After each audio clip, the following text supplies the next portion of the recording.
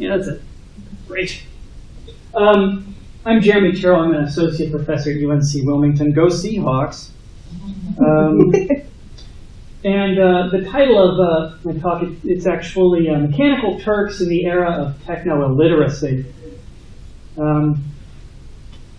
And despite, I guess, my conservative attire, I'm actually here as a prophet of doom. Just cue this up.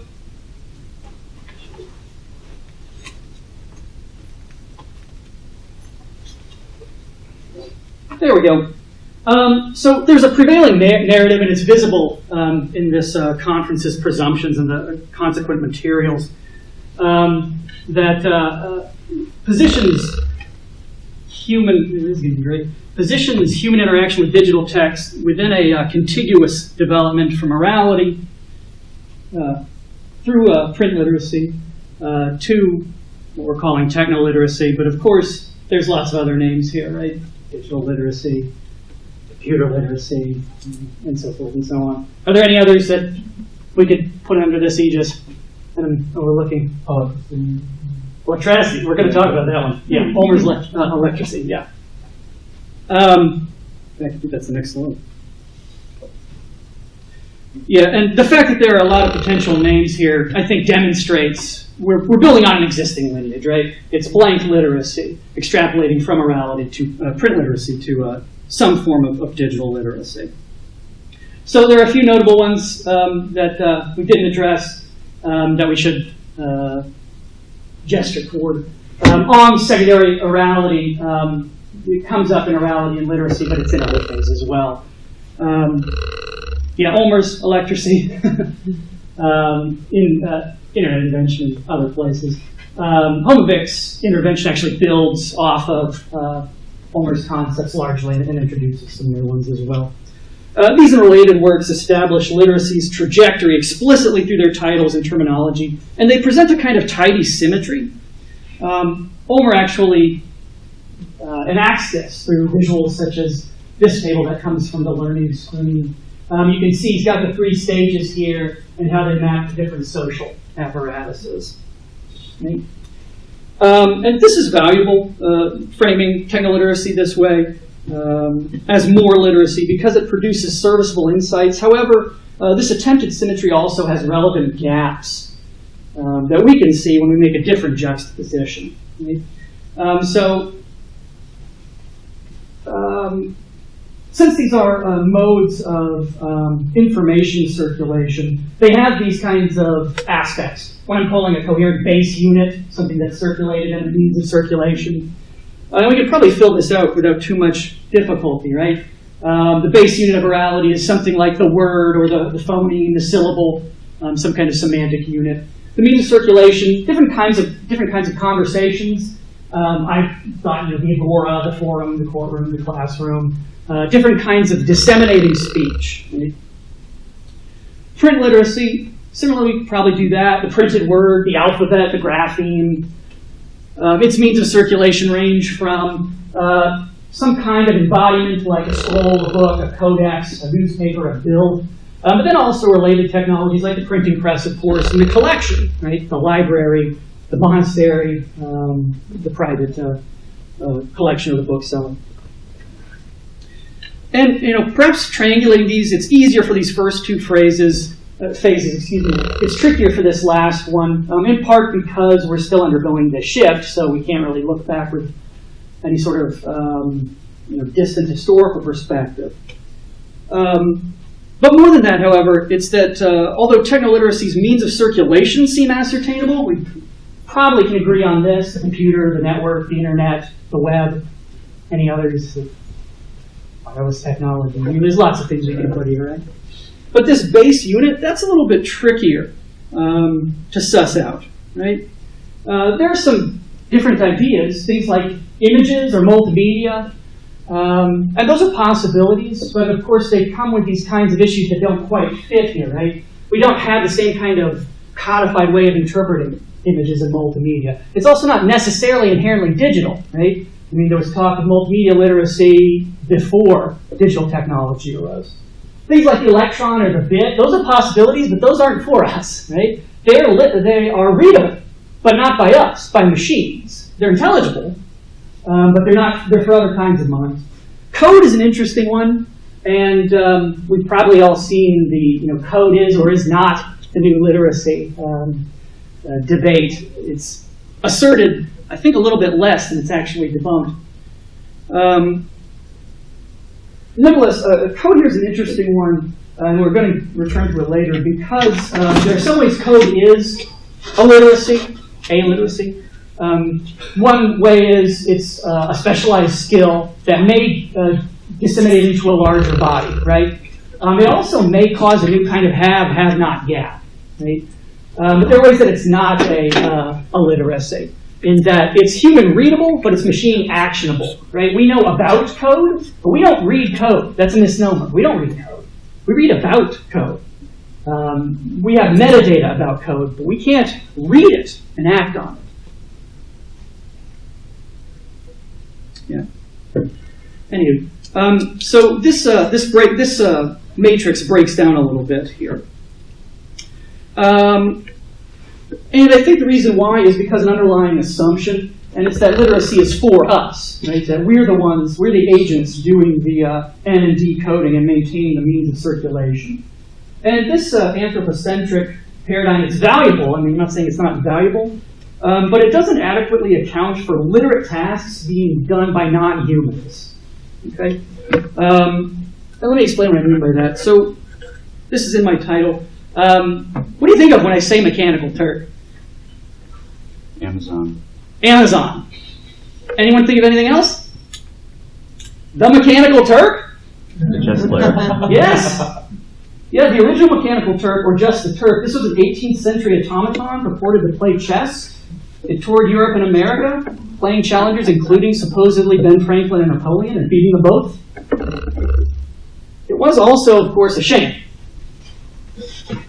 The clockworks mostly were non-functional. They actually did some things, but they also concealed the human chess player. And the Turks suggested, if only in an illusory way, that clockworks could defeat the human mind in perhaps the most civilized and cerebral of activities. Right? We're talking about chess, and it did cause kind of a stir at the time.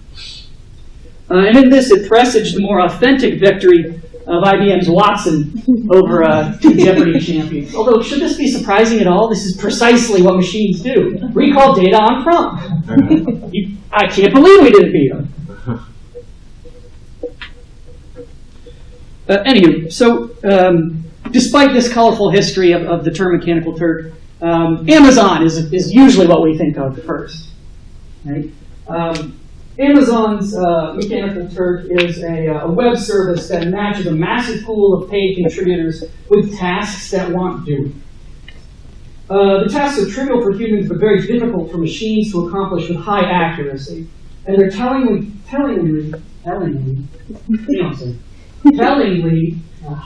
called human intelligence tasks, HITs, human intelligence tasks. And you can see on this hit list the kind of stuff we're talking about. Right? It ranges from collecting the name and email address of contacts at real estate companies to some transcription, some audio transcription. You can also maybe make out the payments over here, the rewards. They range from 3 to 20 cents per task. So what sort of ends does Mechanical Turk serve here? They're mostly commercial endeavors. But here's one that's a humanities project that made use of Turkers. This is it's a map of emotions in Victorian literature. Turkers looked through 738 novels, mostly from the 19th century, to find, quote, mentions of London place names and to know what emotions were evoked in each passage. So it maps out topography of emotion as transmitted through literature. Staying in academia, this is an interesting PBS report called The Science Factory. The Internet's Hidden Science Factory, sorry. It profiles people who are being compensated in pennies who complete academic survey data. Some, like interviewee Sarah Marshall, have completed approximately 20,000 of them. That should get our attention, probably. You don't have to be, I mean, these are a foundation of basic research, including social science research, and you don't have to be a psychometrician to worry about the effect of someone completing 20,000 surveys in uncontrolled conditions, right? It's not even consistency of the environment, where that's being taken. The PBS story also comments upon how the repetitive menial tasks seem to blur the distinction between human and machine, an observation that has been relevant since at least the Industrial Revolution. It also pops up in this story for Gizmodo. The author became a Turker and did a range of different tasks, including watching a video shot from the perspective of the driver. And his task was to imagine that a local was seated next to him, and he, as the driver, was supposed to pose questions to the local. So, what's that over there? Or, where did you grow up, I guess. He did that. He had to compose a text message explaining why he couldn't host a party for school children. And then he also had to make facial expressions that matched a particular emotional state. It wasn't exactly clear why he was doing these tasks, although some of them were explicitly part of machine learning. He was training machines to get better at these sorts of things, thereby, of course, narrowing the purview of human intelligence tasks, right? It's training your own replacement a certain way. An interesting kind of counterpoint to this is MailLift, if you've heard of this. They do marketing, and they send out handwritten communiques. So it's interesting that they value human activity in opposition to machine operation, but in order to manifest that value, you have to treat the human like the machine, right? Here's our cubicle farm of artisans, right? So can you make a living as a Turker? Not really. This is a recent episode of Planet Money, the people inside your machine. According to them, and they interviewed some different Turkers, people who do this frequently tend to shoot for about $6 an hour, which is less than the federal minimum wage. And in fact, there's an associated email campaign to assert Turker rights as humans. It's kind of interesting, right? It's got these three principles. The first is Turkers are human beings, not algorithms, and should be marketed accordingly. Marketed? That's your chief complaint? But yes. And although Amazon Mechanical Turk and its ilk seem like digital serfdom, they're only particular instantiations of the kind of distributed labor collation we call crowdsourcing that we've already talked about that a bit today. Consider some efforts that use similar methods for ostensibly more substantive purposes, right? We're all probably familiar with reCAPTCHA, Google's spam filter, if you ever had to type in letters or identify numbers in an image. Notice how Google positioned this. Tough on bots, easy on humans, and then this little affirmation, I am not a robot. Yeah, and according to Google, we can see this graphs highlighted down here. What's being accomplished here is improving maps, solving hard AI problems, building machine learning databases, right? They call this applying the human bandwidth. Yeah. Applying the human bandwidth to benefit people everywhere. Here's just some other quick examples. We don't have to go over these too much. Does anyone know what Be My Eyes is? It connects visually impaired people with sighted volunteers. Basically, a visually impaired person can click on the app, and if he or she is in an unfamiliar place, say something like, I don't know this area, could you tell me where the bathroom is? And just wave your smartphone, and the camera will say, oh, it's over there. Or, I'm looking at a menu, can you please describe it to me? So it does it in real time. It's basically just a camera, if you think about it. But the network of volunteers makes all the difference. This is TomNod. You may have come across this before. They do stuff with satellite imagery, crowdsourced projects, looking for things like, right now the earthquake damage in Nepal. There's a catamaran crew, that's an ocean catamaran crew that's gone missing, trying to find survivors. They also, if you remember, a year or two ago, MH370, the flight, they were looking for the wreckage. Just recently also, this one popped up. The Wall Street Journal just launched this crowdsourced effort to have people read and tag Hillary Clinton's emails, the Benghazi emails. And in addition to these kinds of crowdsourcing tasks that are really, in a sense, kind of mechanical, that collate our mundane activities, there are also ones that aggregate our individual knowledge and talent. Right? Wikipedia is one, and of course we have issues with Wikipedia, as we should with anything that's legitimate. But it does allow a space for individuality in terms of individual knowledge, individual ability to be expressed. This is Foldit. Aaron looked at the game where you were flying a spaceship, and in the background it was probably doing some computation. If you've heard of Foldit, it's actually a puzzle game where you're modeling enzymes, and it's notable for, in 3 weeks, it solved this issue of HIV enzyme modeling that had stumped researchers for years. And when the game where you're actually doing the modeling, it's just gamified, it was solved in a matter of weeks. It was also just recently deployed to try and find an Ebola vaccine. And this, again, these are individual talents, unlike the mindless spaceship, right?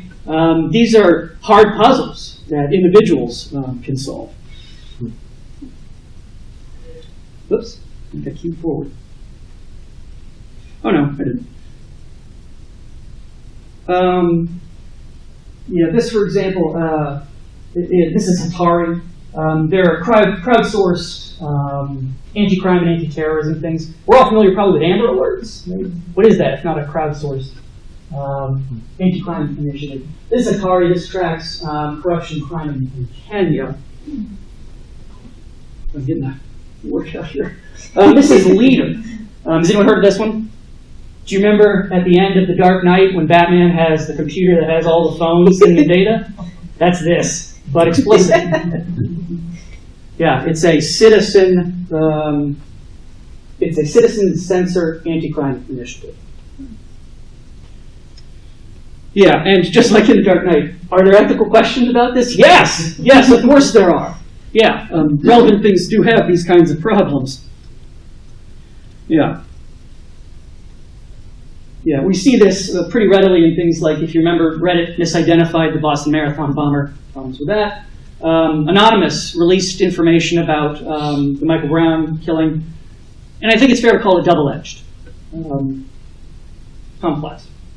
Did anyone listen to Serial, the podcast? If you know who Adnan Syed is, he's a person serving time for murder. There was a podcast kind of trying to reinvestigate his case. People really latched onto this and started doing things like looking at the principles in this. Even though they didn't use full names, people were clever. So they, on their own initiative, collated and tried to find out information about this. So yes, there are ethical questions here, but that's precisely the point. In all these examples, we can see negotiations of complex systems in which non-humans, software, algorithms, networks, are significant agents comparable to humans.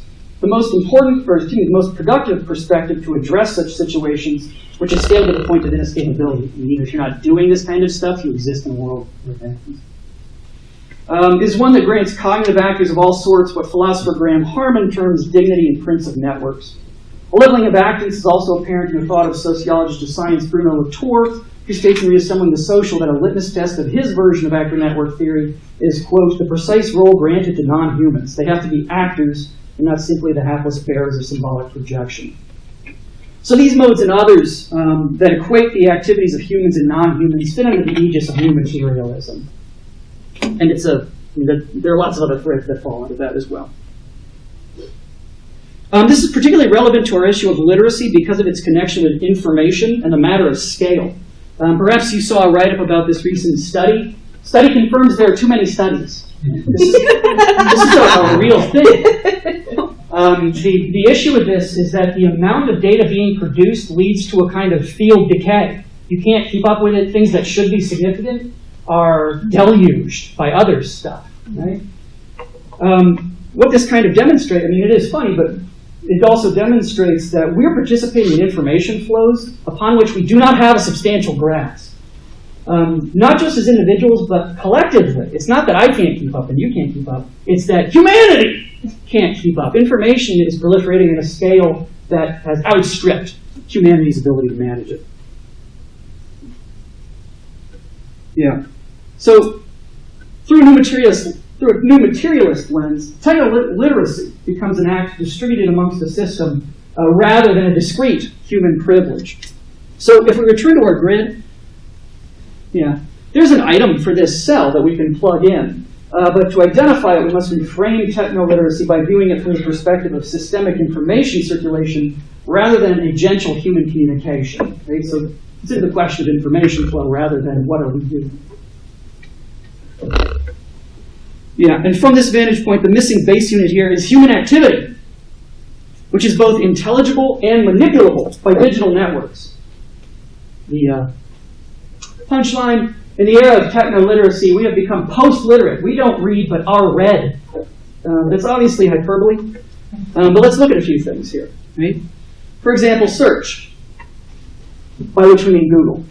Let's be honest with ourselves. Google helps us sift and collate the deluge of information, but of course it's inherently biased, right? And not just because its PageRank filter is proprietary. It's because this is a rhetorical task. You're collecting and presenting information. That's always going to have effects. Social networks, on things like Facebook, we are both the consumers and the consumed. Right? Our personal data, our behavioral patterns are being read, interpreted, and used by networks, mostly for commercial ends. Our behavior is also simultaneously being modified in incalculable ways. You may remember the flap about Facebook manipulating people's voting habits. Maybe you didn't hear this, because there's been a lot of flaps about Facebook. This one, they were just trying to increase voter turnout, so they did some interface experiments. Some people saw one, some people saw another, and trying to see if that would spur voter turnout. Of course, that's a political act, because who turns out makes a big difference. Algorithms, too. This recent Slate story, this is an interesting one. It discusses the forms of algorithmic decision-making in government. It mentions a disabled woman in Indiana who was denied continuation of her public assistance. She had it, but it lapsed. Well, it was denied her, actually. And perhaps more provocatively, a young man in Chicago who's targeted for probable criminal action. Probable criminal action. If you've seen Minority Report or are familiar with the story it's based on, Philip K. Dick, you may recognize this as pre-crime. No one's being arrested for this yet, but people are being subject to intervention and increased surveillance. Cops are going to doors saying, Peter says you're going to rob a bank. They are intervening before things happen, which is probably the best way to handle that, but it still has all kinds of ethical issues tied up with the fact that we have non-humans as vital parts of our cognitive system. This story references legal scholar Danielle Keats-Citron, who states automated decision-making systems like predictive policing or remote welfare eligibility no longer simply help humans and government agencies apply procedural rules. Instead, they have become primary decision-makers in public policy. That's the key distinction. It's not, let's get the data about this and decide what to do. Algorithms are making the decisions based on the data, based on us.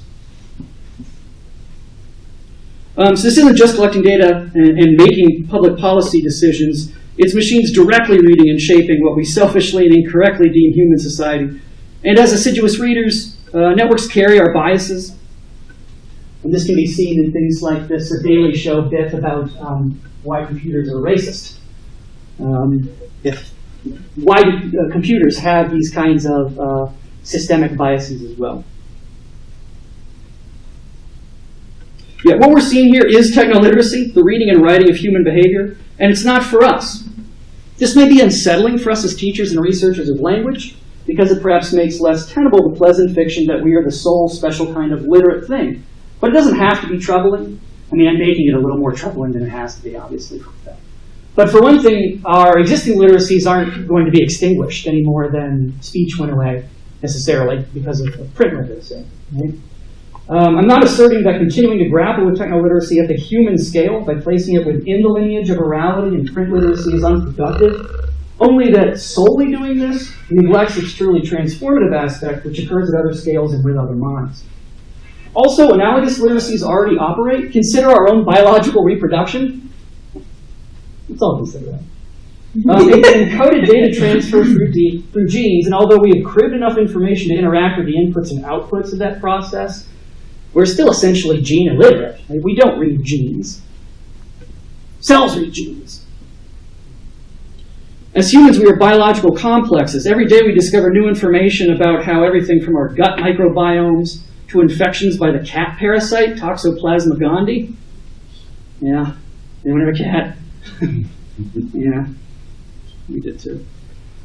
They shape human behavior and identity. Cells, like digital machines, are different kinds of readers. We participate with their messages, but we remain separated from them. As we become comfortable with non-human literacies on the personal micro scale, so too can we become comfortable with them on the collective macro scale. And let's recall the wholly meaningful linkage between genes and digital machines mentioned earlier in this talk. Code, right? That metaphor. One might attempt to dismiss my reframing of literacy as mere semantics, right? What does it matter if I say the machines are reading us rather than we're reading them? What's the difference? This is probably an argument I don't have to make to this audience, but the term code demonstrates from language comes concepts, right? Lakoff and Johnson contend in Metaphors We Live By that linguistic models determine our presumed realities. To rebut the charge that their new materialist actor network theory merely constitutes a verbal shift, Latour and Michel Callion assert in Don't Throw the Baby Out with the Bath School that it is language that unites words and things. They claim that, quote, a common vocabulary and a common ontology should be created by crisscrossing the divide by borrowing terms from one end to depict the other. This is Kevin Kelly's espoused purpose in choosing the provocative and anthropocentric verb wants for the title of his book, What Technology Wants. He, in interviews, says, I intentionally use that language because I want people to start thinking from the other side. He doesn't, as Latour also says, I don't think doors have the same sorts of desires. What we're talking about here is putting ourselves on a kind of spectrum rather than classifying things as separate. So this brings us, I guess, to the big finish here. So what now? What do we do? One, take seriously literacy's material aspects. We seemingly play lip service to ideas such as language using us as much as the converse. We should take seriously the abilities of non-humans to read and write by dislocating literacy from human prerogative. This happens by rehabilitating the language of technoliteracy. As the people perhaps most invested in the intersections of digital technology and rhetoric, it's our responsibility to do this. The language already permeates the marketplace. I've been pointing to it throughout, right? And we all had a good chuckle that this already exists. But it may not come with the kind of engagement that we want for ourselves or our students.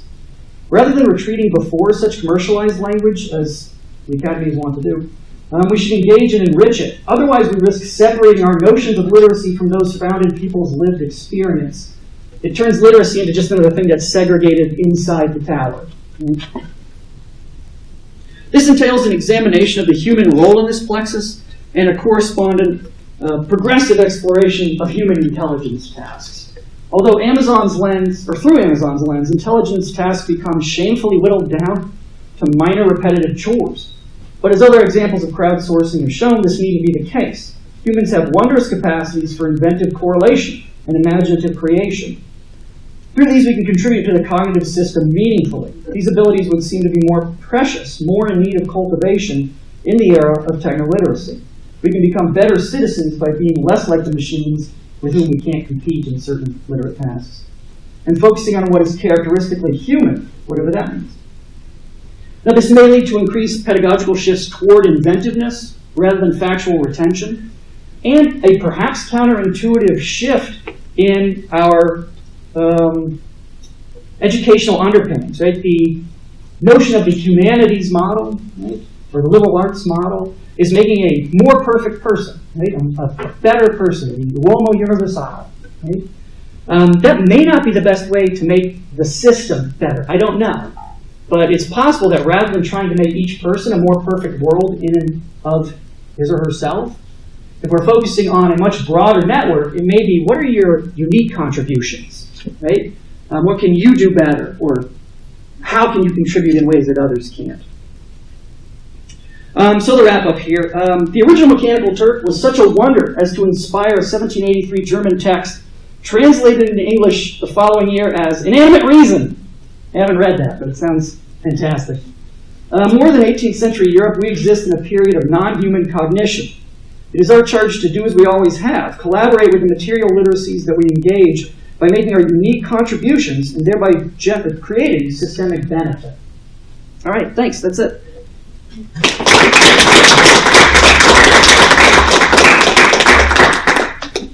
So I think we have till 11:15 for questions or comments.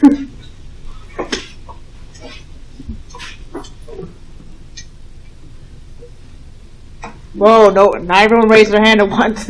Jeremy, I want to ask you a little bit about your refrain of "this is not for us," and your critique of not using the term "bit."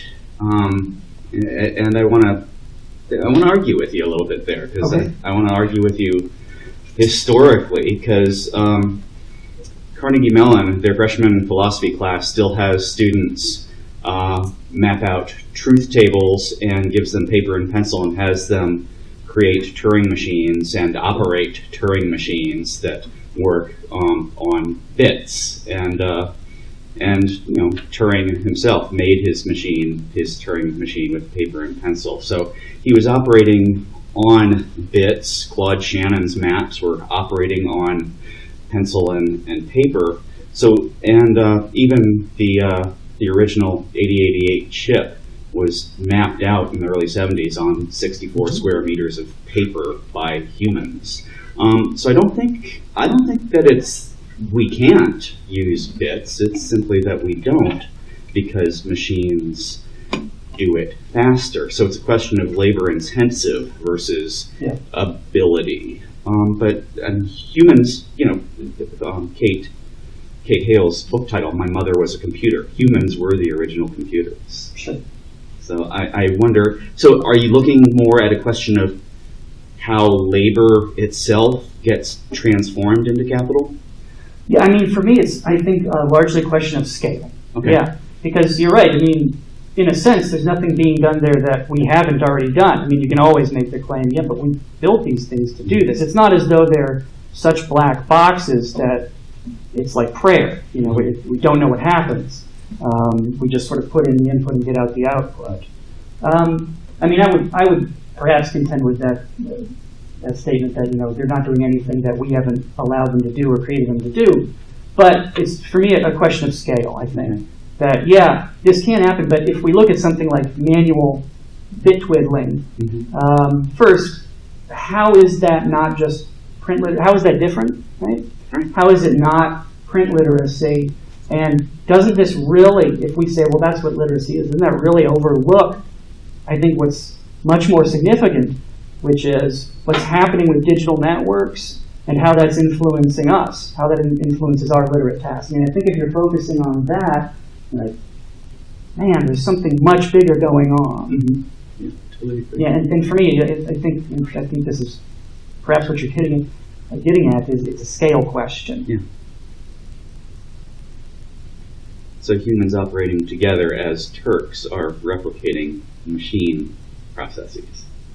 In some situations, yeah, we can see some of those crowdsourced things. Yeah, I mean, I guess that's the premise of Mechanical Turk, right? I think a lot of people who've used it don't even realize this isn't computers doing this. Well, here's a great example. We've all got laptops, right? Who builds these laptops? It's not what you think. It's little hands. It's little non-Western hands. It's not machines punching it out. It's people doing this. Why? Because right now it's economically better. Machines can do it. In the United States, our manufacturer is mostly automated. We still actually, I mean, you don't hear about this too much. We're still a giant manufacturer, but it's all automated. China is also a giant manufacturer. It is not all automated. It's all human-centric. So.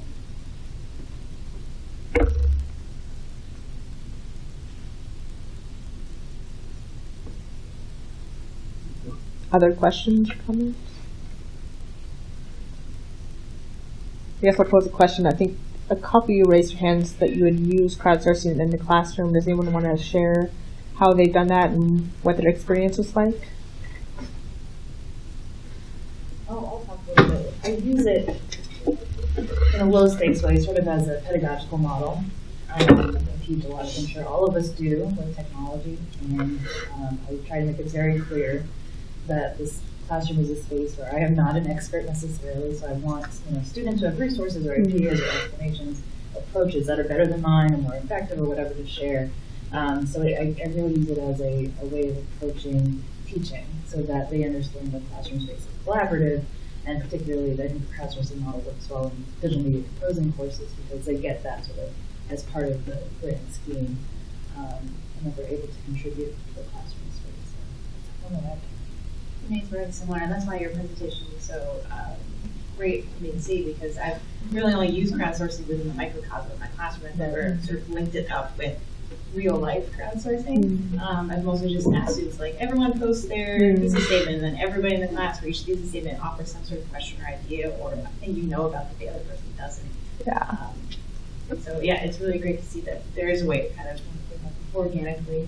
I think that's an important thing too, though, is to include that in our definition of crowdsourcing. That it's, I mean, like, you can go on Wikipedia and find this big list of crowdsourcing, but you kind of forget sometimes that it is a model that you're talking about. It's form of communication. So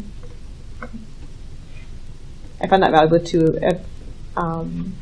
Both as a student and as a teacher, like having students also create Wikipedia entries to realize that yes, these are people like you making these entries, so it helps you be a little more of a critical reader, I guess. So my question is somewhat practical. When you ask students to sort of find these crowdsourcing projects and critique them, are they all working on different ones? Is that manageable? How do you sort of? I've the context, like I haven't worked with freshman students yet on this project. I last semester I worked with a senior seminar, and basically students had kind of the freedom to kind of explore a few different ones and then participate in the one that they chose. So, which I thought was valuable because first they get a sense that all these things are going on, so that you know that they're available in the future. So yeah, they're all kind of choosing their own. But what I did, and if anyone wants to, talk to me afterwards, something I kind of went through the list of ones that are a little bit more, I guess, require more mindful work. So that I think that might help kind of, just in terms of time, kind of help them filter which ones they're going to get more out of. So, yeah. And I think that, my presentation, I kind of filtered even more to find ones that, depending on what you want to get out of the lesson. So.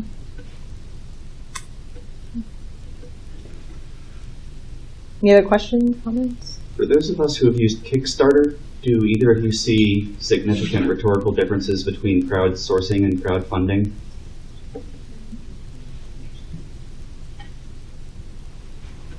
Take it away, Jeremy. It's an interesting question, particularly here as we do frame money as speech. That's actually how we frame free speech here. It includes dollars. That's why we have this weird sort of, but does the richer person have more speech? That's an interesting question. I don't know that I have a firm answer for what those differences would be, but surely there are rhetorical implications to what's happening there.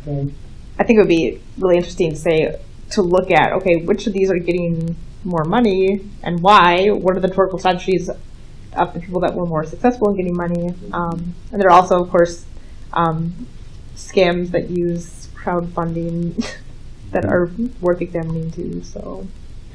Yeah, and that's probably interesting because a lot of times, if you've seen all these Kickstarters that have failed, and there's often post-mortem about why did they fail, it's usually focused on technical issues. Right? It's not usually focused on questions of communication, questions of information, despite notable examples like, remember not too long ago, the Challenger explosion was traced back basically to an information failure. there was a mechanical issue, but it was masked by information issues. It was Yes. largely seen as that. Yeah. It was interesting. I attended another panel yesterday. A student from Michigan, or PhD student from Michigan State. She had an assignment where she worked with basically a group of younger Hispanic students who were basically telling their own story. And the assignment that she gave students from her Intro to Professional Writing course were asked to basically use rhetorical strategies and graphic design to try to raise money for this project. So it's kind of that might be, I guess it could be a project that you use crowdfunding for as well. So I thought that was really interesting. Okay, anyone else? Well, thank you everyone for coming.